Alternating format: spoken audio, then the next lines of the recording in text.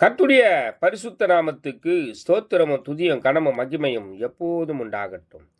இந்த நல்ல 9ஆம் மாதம் 10ஆம் தேதியை காண செய்த தேவாதி தேவனுக்கு கொடான கோடி ஸ்தோத்திரம்.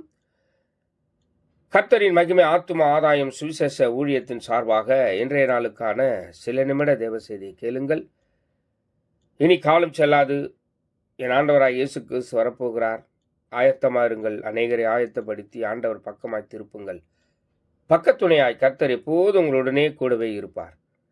விசேஷமாக மார்க் 10:36 அண்ட சராசரங்களையும் படைத்த என் ஆண்டவராய் இயேசு கிறிஸ்து அவரை தொழுது கொள்ளுகிற, அண்டி கொண்டு இருக்கிற, அவரை ஆராதிக்கிற, அவரை உறுதியாய் பற்றி கொண்டு இருக்கிற, நம்புகிற பிள்ளைகளை பார்த்து சொல்லுகிறார்.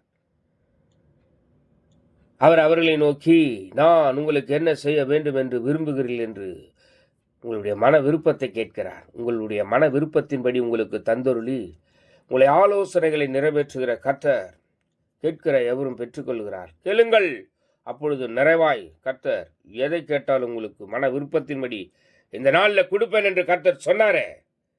ஆக இது குறித்து இந்த வசனத்தை உறுதியாய் பற்றி கொண்டு அவரிடத்தில் கேளுங்கள், கேட்கிற எவரும் பெற்றுக்கொள்ளுகிறார்கள்.